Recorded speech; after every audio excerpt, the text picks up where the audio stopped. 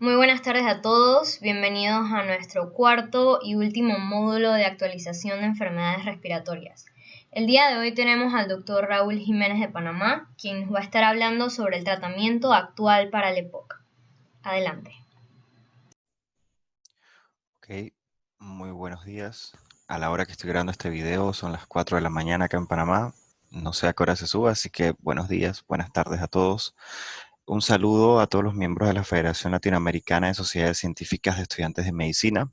De parte de acá, el doctor Raúl Jiménez, especialista en neumología y medicina interna en Panamá, en el complejo hospitalario metropolitano de la Caja del Seguro Social, Hospital Punta Pacífica y en The Panama Clinic. Muchísimas gracias por la invitación y el tema que quiero compartir con ustedes el día de hoy en marco del seminario o curso de actualización en enfermedades respiratorias es el tratamiento actual de la enfermedad pulmonar obstructiva crónica. La definición de la enfermedad pulmonar obstructiva crónica ha cambiado desde el año 2016 en adelante y esto generó un gran cambio en los aspectos relacionados al tratamiento. Para el 2016, la EPOC, de acuerdo con la guía GOLD, que es la guía americana más importante para el diagnóstico y tratamiento de la EPOC, se definía como una enfermedad tratable y prevenible, caracterizada por una obstrucción persistente del flujo aéreo que generalmente es progresiva y se asocia a un aumento de la respuesta inflamatoria a gases o partículas tóxicas en la vía aérea y pulmón. Importante y se recalca en negrito en esta definición del año 2016 la palabra inflamatoria, ya que hasta ese momento se consideraba que el principal medicamento para el control de la enfermedad eran los antiinflamatorios a nivel del sistema respiratorio, en este caso los corticoides inhalados. Luego del 2016, ya para el 2017 hay un cambio en la definición y que se mantiene con ciertos cambios para el 2020, en la cual la EPOC es una enfermedad frecuente. Ya veremos por qué. Es muy común. Es prevenible y tratable. Si se controlan los principales factores de riesgo como el tabaquismo y contaminación ambiental, se puede prevenir. Y esta se caracteriza por síntomas respiratorios y una limitación del flujo aéreo persistente, distinto al asma, que es otra enfermedad obstructiva de la vía aérea, en la cual la limitación del flujo aéreo es variable y que se debe a anomalías de la vía respiratoria y o de los alvéolos, que es causada generalmente por una exposición importante a partículas o gases nocivos, con implicaciones al desarrollo de comorbilidades asociadas o que puede exacerbar comorbilidades preexistentes en el paciente. Cuando hablamos de EPOC, es importante tener en cuenta estas cifras. Esta diapositiva me encanta porque pone en un marco general qué tanto sabemos sobre EPOC. 210 millones de personas viven con EPOC a nivel mundial. 90% de los pacientes que fuman tienen riesgo de desarrollar EPOC. De aquí que el principal factor de riesgo, más no el único, es el tabaquismo. Para el año 2030 se considera que el EPOC va a ser la tercera causa de muerte en el mundo. ¿Ok? Se habla mucho del trauma y accidentes automovilísticos, se habla mucho de la enfermedad cardiovascular y de cáncer, que son las tres principales causas de muerte a nivel mundial, pero para el 2030 la EPOC va a ser la tercera causa de muerte, por ende tenemos que hablar sobre EPOC, y va a ser la séptima causa de discapacidad a nivel mundial. De todos los pacientes con EPOC, existe un 75% de los pacientes que pueda que no tengan un diagnóstico hecho, lo cual conlleva a mayor riesgo de hospitalizaciones, la cual solamente en Estados Unidos por año pueden tener un costo alrededor de 6.1 billones de dólares. So, es importante hablar de EPOC. Definitivamente esta charla está enfocada a tratamiento de la EPOC. Bien, no vamos a ahondar en temas de fisiopatología, sin embargo es importante recordar que cuando hablamos de EPOC estamos hablando de dos enfermedades en particular y dependiendo del libro podrían ser tres. ¿Cuáles son estas? El enfisema pulmonar, la bronquitis crónica y se puede agregar a lo que se llama enfermedad de la vía aérea pequeña. Importante porque en ocasiones se suele preguntar, menciona enfermedades obstructivas y tienden a responder EPOC, asma, enfisema, bronquitis crónica, bronquiectasias. No. El EPOC incluye tanto al enfisema como a la bronquitis crónica. El enfisema pulmonar es un término anatomopatológico en el cual se da una disminución en la fuerza de retracción elástica a nivel del espacio alveolar, esas fuerzas que le producen y mantienen el equilibrio elastasa-antielastasa, proteasa-antiproteasa. Si vemos una imagen de microscopía electrónica, la imagen que vemos arriba serían los sacos alveolares normales, mientras que abajo lo vemos sobredistendidos y vemos esas imágenes huecas, llenas de aire, donde no se da intercambio gaseoso, que son áreas o zonas correspondientes a enfisema pulmonar. Es un término anatomopatológico importante y hay varios tipos de enfisema. Está el enfisema centroacinar y el enfisema panacinar sobre todo. Para esto tenemos que recordar la estructura del lobulillo pulmonar, que a la izquierda es normal, el centro lobulillar que se produce cuando se dilata el centro del lobulillo y es el que más se asocia a tabaquismo. Y el enfisema panacinar, que es el que abarca todo el lobulillo, que es el que más se asocia a deficiencia de alfa-1 antitripsina, que es la principal enfermedad genética asociada al desarrollo de EPOC. Aparte de esto está la bronquitis crónica. La bronquitis crónica es un término clínico. Y el término que siempre hemos escuchado y estudiado es tos con expectoración durante al menos 3 meses al año por 2 años consecutivos. Resulta de la respuesta inmunitaria innata a la inhalación de partículas tóxicas y gases del humo del tabaco, muy asociado al tabaquismo y combustión de humo de leña, y la inflamación en el epitelio de la vía aérea central y las glándulas submucosas.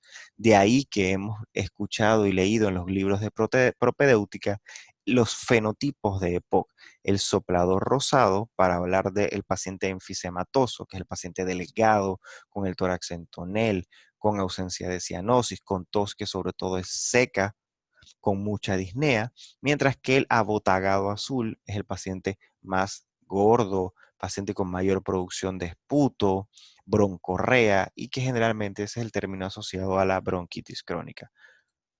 ¿Por qué ocurre la EPOC? Pues definitivamente la EPOC ocurre por diferentes causas y aquí usted tiene interacción entre predisposición genética y sobreinfecciones y el desarrollo o exposición a contaminantes ambientales. Definitivamente el principal factor de riesgo es el cigarrillo. Aparte de esto, los tóxicos y químicos ambientales, contaminación a nivel del ambiente. Aparte de esto, predisposición genética, factores socioeconómicos. Definitivamente la EPOC es una enfermedad de pacientes o de zonas en las cuales hay un estado socioeconómico más bajo. El asma y la hiperreactividad bronquial no tratada puede generar inflamación persistente e irreversibilidad de la obstrucción que conlleve al desarrollo de EPOC, la bronquitis crónica y las infecciones, sobre todo la tuberculosis. También se ha asociado a infecciones crónicas por Pseudomonas aeruginosa y Staphylococcus aureus. Importante tener en cuenta que no todas las personas que fumen van a desarrollar EPOC y no todos los EPOC han fumado. Es una interacción entre factores y de ahí que se ha tratado de diferenciar los síndromes clínicos de la EPOC en el EPOC del fumador, el EPOC con predisposición genética, el paciente EPOC que tiene más que nada combustión por humo de leña, tratando de evidenciar hasta el momento únicamente ciertos factores fisiopatológicos para diferenciar entre una y la otra. Hasta el momento, aspectos relevantes hacia el tratamiento, más que nada se dirigen a cuando usted tiene deficiencias genéticas, sobre todo, repito, la deficiencia de alfa-1 antitripsina.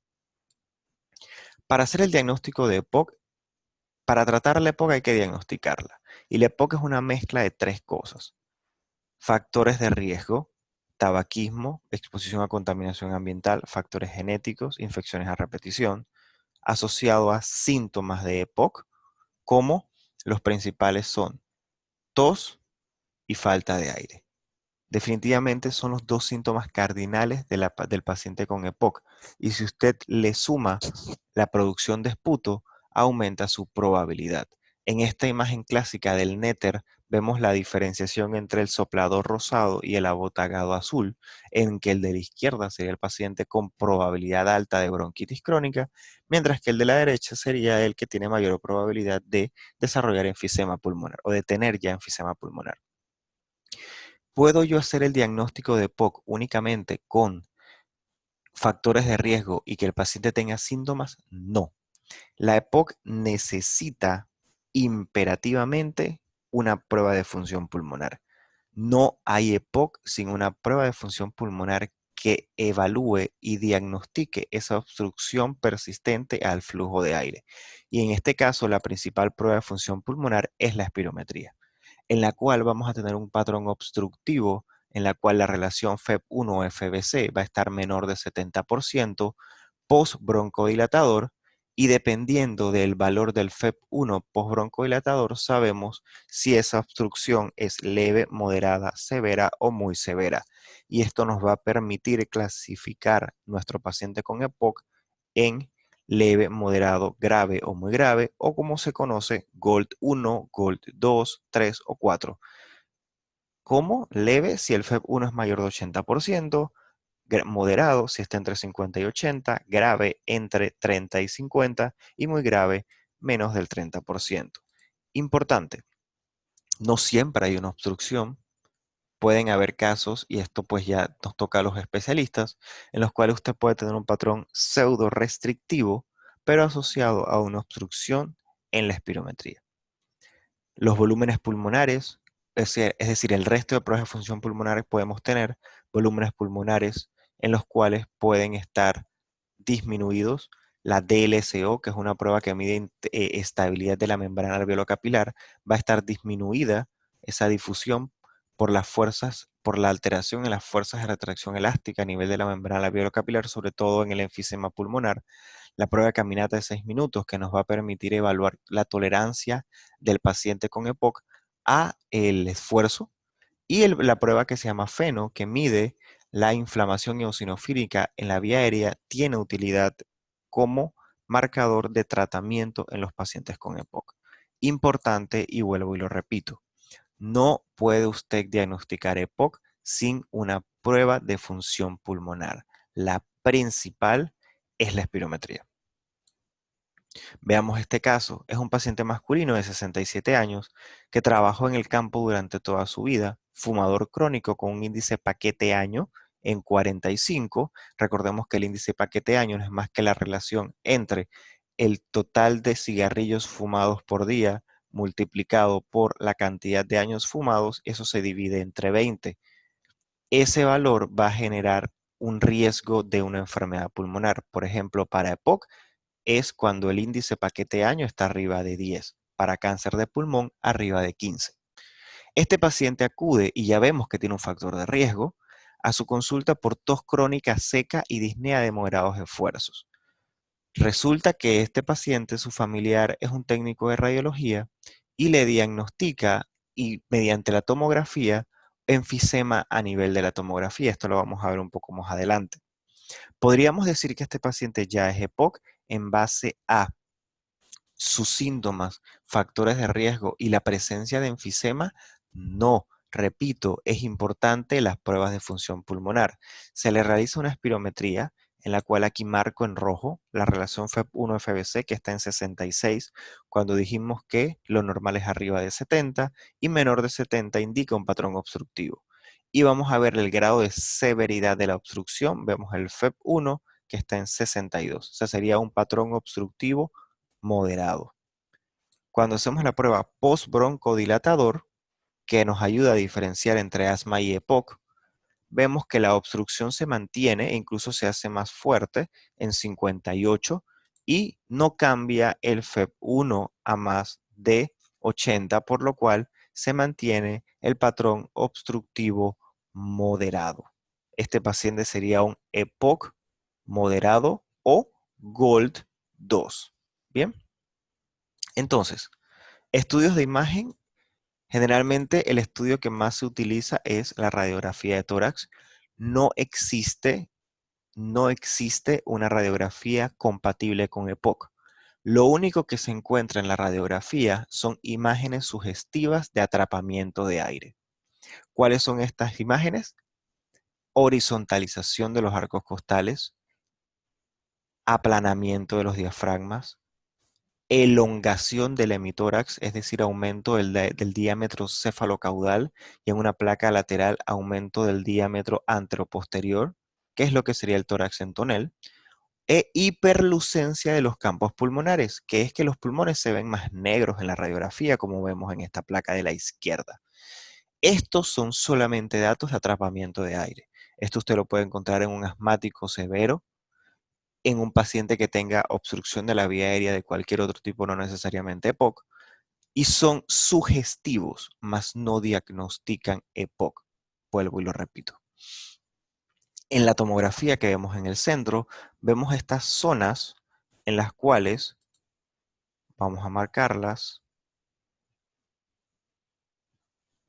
en las cuales están estas zonas que se ven más negras, con unas paredes muy delgadas. Esas son zonas de enfisema pulmonar, diferentes a estas que vemos acá, donde se ve el parénquima pulmonar, podríamos decir más gris. Y esas son zonas de enfisema pulmonar, ¿bien? Mientras que acá en la otra imagen que tenemos, lo que vemos son estas dilataciones quísticas que se conocen como bronquiectasias, que son signos que también podemos encontrar en pacientes con EPOC. Hay una gran correlación entre el desarrollo de bronquiectasias y de EPOC. No se diagnostica por estudio de imagen. Lo pueden sugerir, mas no lo diagnostican. Se diagnostican por pruebas de función pulmonar. Otros estudios, el hemograma es muy importante para evaluar que sobre todo policitemia, ¿ok?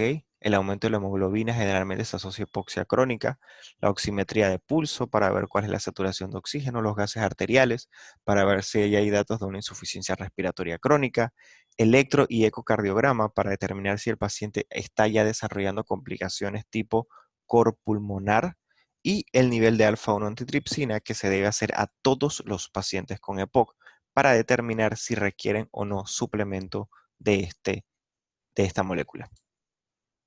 Entonces, a la hora del tratamiento, que es pues lo que nos compete, pero quería dar una introducción respecto a la enfermedad, entendamos que el tratamiento del EPOC es muy amplio. Incluye dejar de fumar, rehabilitación pulmonar, vacunas, fármacos, oxígeno, nutrición, ventilación mecánica, cirugía, trasplante y tratamiento al final de la vida. Comencemos con el tratamiento farmacológico.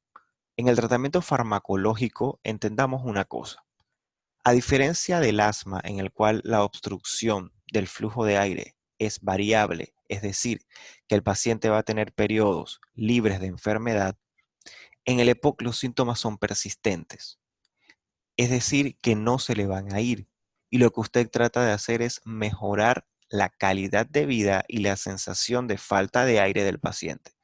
Por ende, los principales medicamentos de control de la enfermedad son los broncodilatadores, agonistas beta 2, antimuscarínicos y también las metilxantinas. Aparte de esto, están otros tratamientos antiinflamatorios como el esteroide inhalado, el esteroide oral, inhibidores de fosfodiesterasa tipo roflumilaz para bronquitis crónica, mucolíticos, antibióticos, antioxidantes, estatinas, macrólidos. Todos esos medicamentos se incluyen en el tratamiento de la EPOC. Esta imagen que vemos acá es una imagen que nos pone en evidencia los diferentes tipos de medicamentos inhalados que tenemos en EPOC. Los agonistas beta 2 de acción corta, aquí tenemos por ejemplo el salbutamol, y los de acción larga, que son los que mejor controlan la enfermedad porque actúan durante 12 horas, por ejemplo el formoterol o el salmeterol, y aquellos que actúan durante 24 horas incluso en el cuerpo, por ejemplo el indacaterol o el olodaterol. Anticolinérgicos de acción corta, sobre todo el ipatropio, que es el más común en nuestro medio, o de acción larga, ¿ok? El glicopirronio, tiotropio, umeclidinio, etc. Bien, incluso los tenemos en combinación. de manera que el paciente con una inhalación al día puede utilizar ambos medicamentos broncodilatadores. Para mencionar, por ejemplo, indacaterol con glicopirronio, bilanterol con umeclidinio o loraterol con tiotropio. También están las metilsantinas como la teofilina y también está la combinación con corticoides inhalados, en la cual tenemos el agonista beta 2 sumado a un esteroide tipo, por ejemplo, budesonida, mometasona o fluticasona. También tenemos triple combinación, es decir, esteroide inhalado más anticolinérgico más beta 2 agonista. Hay 3 aprobados hoy en día. El único que actúa durante 24 horas sería la mezcla entre furoato de fluticasona, umeclidinio y bilanterol. Inhibidores de fosfodiesterasa como el roflumilaz y están los mucolíticos también. Entonces, ¿qué sabemos sobre los broncodilatadores? Los broncodilatadores son el pilar, el manejo central de la EPOC, porque van a ayudar al control de los síntomas. Bien, el tratamiento de regular con estos medicamentos puede mejorar ese FEV1 que está disminuido en los pacientes con EPOC. Y cuando se combinan, son superiores a utilizarlos de manera separada, dependiendo del grado de disnea que tenga el paciente. Bien, si tuviésemos que utilizar un solo broncodilatador, los antimuscarínicos, conocidos aquí en las siglas LAMA, Long Acting Muscarine Antagonists, ¿ok? Serían los que tienen mayor evidencia por encima de los LABA, Long Acting Beta Agonists. La combinación con de ellos es mejor a tratarlos en monoterapia y también se pueden utilizar en pacientes en conjunto con esteroide inhalado. Los corticoides inhalados sabemos que tienen utilidad, pero no en todos los pacientes, y su mezcla, sobre todo con agonistas beta 2 de acción larga, es superior en evidencia A para disminuir las exacerbaciones moderadas a severas. Lo que sí se sabe es que el tratamiento en monoterapia puede aumentar el riesgo de neumonía, sobre todo en pacientes que tengan una enfermedad severa. Y la triple combinación, esteroide inhalado más LABA más LAMA, y ahora en adelante voy a mencionar esas siglas para resumir, es superior para disminuir exacerbaciones. ¿Qué pacientes se beneficiarían del uso de los corticoides inhalados? Se beneficiarían dependiendo del grado de evidencia. Aquellos que tienen una recomendación fuerte son aquellos que tienen historias de exacerbaciones frecuentes de EPOC, es decir, que van mucho al cuarto de urgencia, más de 2 exacerbaciones al año, un conteo de eosinófilos en sangre arriba de 300 células por microlitro, y esta es otra utilidad del hemograma, y aquellos que tienen historia concomitante de asma bronquial. Se puede considerar en aquellos que tienen una exacerbación al año y o un conteo de eosinófilos entre 100 y 300, y no se deben utilizar en pacientes que tienen neumonías recurrentes, conteo de eosinófilos menor de 100 o historia de una infección por micobacterias. Si vemos los tratamientos de la EPOC, hay muchos tipos de medicamentos. Y aquí la vía de elección es la vía inhalada, ¿ok? En neumología utilizamos más que nada la vía inhalada. ¿Y esto por qué? Porque en la vía inhalada la dosis es menor, perdón, la que usted necesita. La acción es precoz, es decir, que actúa rápidamente. Se limita a la zona en la cual se utiliza el medicamento, menos efectos adversos, pero el problema es que la técnica es más compleja. Por eso, la vía inhalada es la mejor forma del tratamiento de la EPOC. Y necesitamos educar al paciente, porque una mala técnica inhalatoria es lo mismo a no tomar medicamentos, ¿ok? Hay un capítulo y una charla única en los cursos de pregrado y posgrado de neumología de exclusivamente aprender a utilizar dispositivos inhalados. A la hora de tratar la EPOC, entonces, es importante que hacemos un diagnóstico. Tratamos de estandarizar nuestro paciente en base a GOL 1 a 4. ¿Tiene o no deficiencia de alfa-1 antitripsina? ¿Tiene o no historia de exacerbaciones? ¿Cuáles son sus comorbilidades? Y de esa forma iniciar un tratamiento. tratamiento que vamos a revisar y ajustar dependiendo de la mejoría o no del paciente. ¿Cuáles son las metas del tratamiento del EPOC? Reducir los síntomas y disminuir el riesgo de exacerbaciones. Lo limitamos a esas dos frases. ¿Para qué yo trato la EPOC? Para que el paciente no tenga síntomas, tenga una mejor calidad de vida, disminuyendo el riesgo de exacerbaciones. Porque cada vez que el paciente con EPOC tiene una exacerbación, disminuye su FEP1 que no va a recuperar y de esa forma empeora su calidad de vida. Para valorar el tratamiento del EPOC, uno, tenemos que saber qué tan severa es la obstrucción, para eso tenemos la espirometría, la presencia de comorbilidades y dos preguntas básicas. ¿Qué tantos síntomas tiene el paciente? La magnitud de los síntomas y la historia o no de exacerbaciones. Para la magnitud de los síntomas utilizamos dos escalas. La escala MMRC de disnea, que es esta que muestro acá, Modified Medical Research Council, en la cual usted le hace estas preguntas al paciente y usted evalúa los puntos de 1 a 4, así de sencillo. ¿Bien? Y aparte de esto, el cuestionario CAT, que es el COPD Assessment Test. Ambos cuestionarios nos van a permitir conocer dos cosas. O nuestro paciente con EPOC tiene muchos síntomas o no tiene muchos síntomas.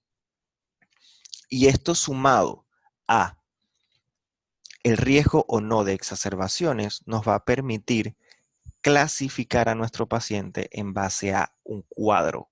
Bien, si nuestro paciente tiene un índice de disnea MMRC de 0 a 1 y o una puntuación CAT menor de 10, estos cuestionarios están en aplicaciones que usted le puede llenar al paciente, o sea, no se lo tiene que aprender. Y el paciente tiene 0 o una exacerbación moderada que no haya requerido hospitalización, ese paciente está un EPOC grupo A. Bien, es decir, pocos síntomas sin riesgo de exacerbación, EPOC A. EPOC B sería el que tiene muchos síntomas, es decir, un índice de disnea más de 2 o un CAT más de 10, pero no ha tenido exacerbaciones. Bien, ese sería grupo B. El grupo C es el paciente que tiene pocos síntomas, pero ha tenido exacerbaciones, o el EPOC D, que es el paciente que sería el que ha tenido muchos síntomas e igualmente ha tenido exacerbaciones. ¿Esto para qué nos sirve? Pues para saber qué tratamiento le vamos a dar. Porque el paciente A, que repetimos, no tiene muchos síntomas por los cuestionarios y no ha tenido exacerbaciones, usted lo va a tratar con un broncodilatador de corta o larga duración. ¿Bien? De corta o de larga duración. En este caso, como lo vemos en la tabla, un broncodilatador. ¿Bien? Generalmente de acción larga o corta. Para esto, importante tener clara la farmacología y recordar cuáles son todas esas moléculas que ya mencionamos hace un momento. El paciente B es el paciente que tiene más síntomas, ¿bien? Pero no ha tenido exacerbaciones o ha tenido una que no llevó a una hospitalización. En este paciente vamos a utilizar un broncodilatador de acción larga, uno solamente, LABA o LAMA. ¿Y cuál mencioné que tiene mayor evidencia? El LAMA. Y de esto, sobre todo, tiotropio ha sido la molécula pivote que ha demostrado mejorar en este grupo de pacientes. En el paciente C, que es el que tiene pocos síntomas, pero ha tenido exacerbaciones más de 2 en el año o una que haya requerido hospitalización, el tratamiento es sencillo, un LAMA, ¿ok? Un antimuscarínico de acción prolongada, tiotropio, umeclidinio, glicopirronio, para mencionar. Y en el paciente D, que es el que tiene muchos síntomas y exacerbaciones a repetición, este paciente tiene que entrar de salida con la combinación LABA-LAMA, es decir, doble broncodilatación, y dependiendo de si hay o no conteo de eosinófilos mayor de 300, presencia de más exacerbaciones y o antecedente de asma, podría utilizarse también los corticoides inhalados. Bien, realmente de esta forma es como uno da el tratamiento para la EPOC. Usted clasifica a su paciente en base a síntomas y grado de exacerbaciones y usted lo pone en el cuadrito que vemos nuevamente acá atrás. el paciente es A, B, C o D. Y así usted determina qué tratamiento le va a dar. Repito, importante teniendo clara la farmacoterapia. Sin embargo, se sabe que no todos los pacientes con EPOC son iguales. Y la guía española, que se llama GCPOC, ha tratado de clasificar a los pacientes en base a fenotipos, en la cual son atributos de la enfermedad que solos o combinados describen diferencias en los pacientes, lo cual puede llevar a cambios en el tratamiento. Y ellos los clasifican, esto probablemente enreda un poco más, pero esto es una clasificación en base a si el paciente tiene o no muchas agudizaciones y si es enfisematoso o si es con bronquitis crónica o si es algo que se llama ACO.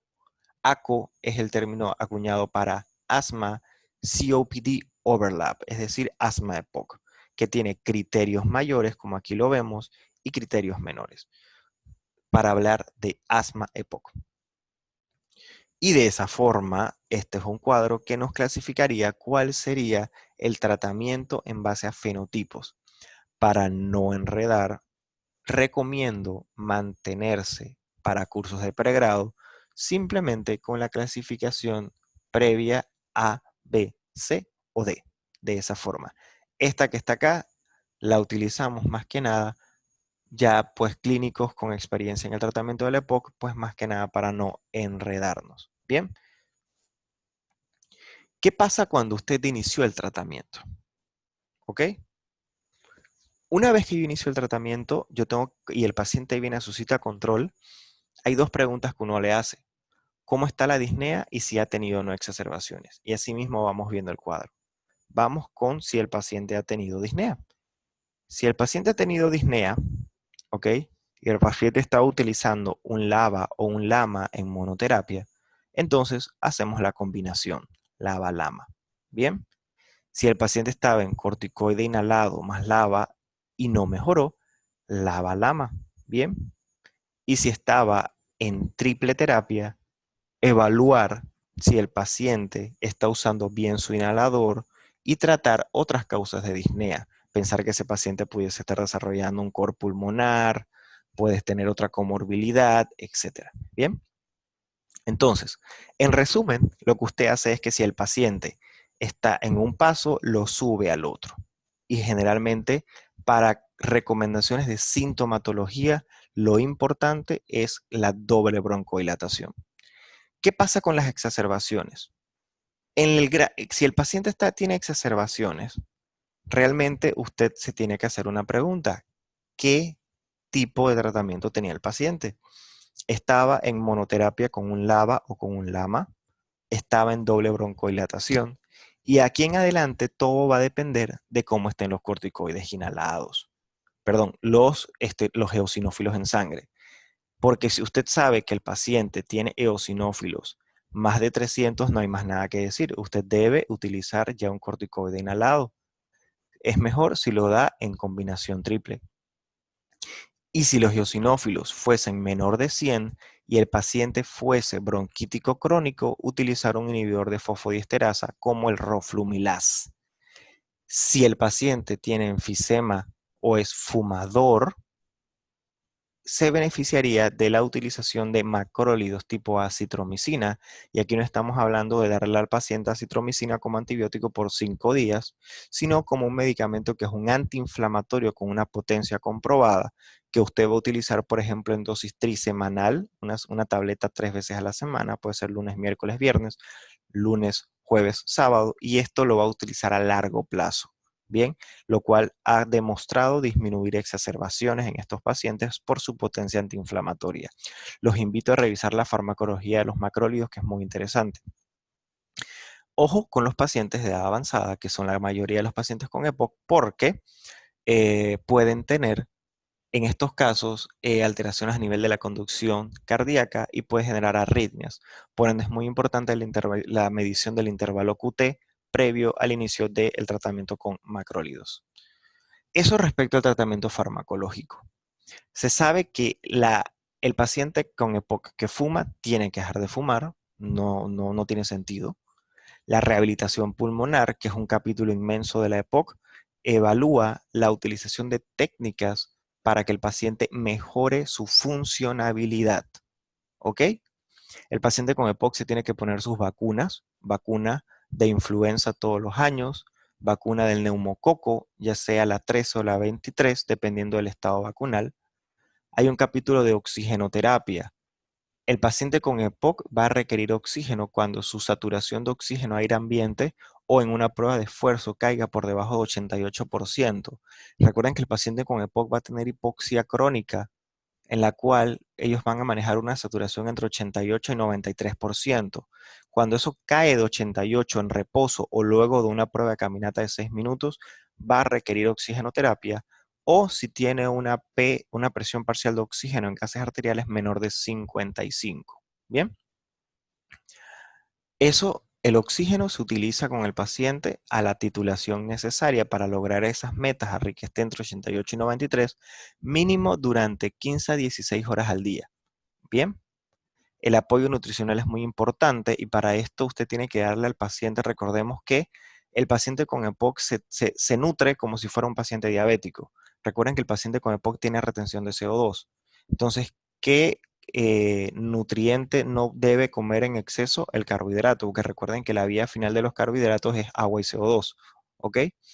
Por lo tanto, se debe tener una dieta baja en carbohidratos y rica en grasas y proteínas para fortalecer la musculatura respiratoria, mantener albúmina arriba de 3.5. Y de aquí en adelante ya entramos en capítulos en los cuales tenemos un EPOC muy severo, en los cuales podemos llegar a utilizar ventilación mecánica domiciliaria, cirugía de reducción pulmonar, trasplante de pulmón, y una vez que el paciente ya no se le puede ofrecer más nada, tratamiento hacia el final de la vida. Entonces, para llevar a la casa y para terminar la presentación, recordemos que la EPOC es una enfermedad común y prevenible. Tenemos que hablar de EPOC. Se proyecta ser la tercera causa de muerte en el mundo en el 2030. Cada día hay nuevos conceptos en su definición y fisiopatología. La fisiopatología es hermosa, definitivamente no es el tema de la charla, por eso no lo mencioné. Recordemos, el EPOC no se diagnostica por síntomas ni imagen, se diagnostica por función pulmonar. No hay EPOC sin una espirometría. Clasifica al paciente previo al tratamiento, bien, en base a síntomas y exacerbaciones para ver de qué fármaco él se va a beneficiar. La vía inhalada es la mejor opción y aquí la elección del dispositivo debe hacerse de manera individualizada.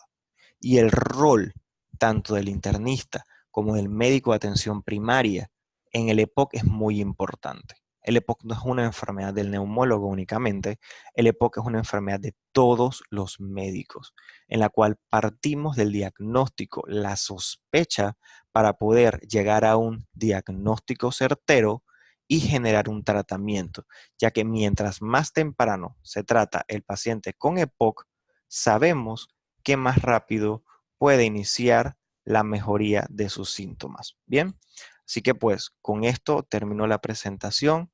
Nuevamente, un gusto compartir con ustedes. Cualquier duda o pregunta, pues estamos a la orden a través de la logística generada por los organizadores de la conferencia. A todos, muy buen día. Muchísimas gracias, doctor, por esta excelente docencia del día de hoy. Chicos, recordarles que la asistencia se encuentra en la cajita de descripción y pues bueno, eso sería todo. Muchísimas gracias.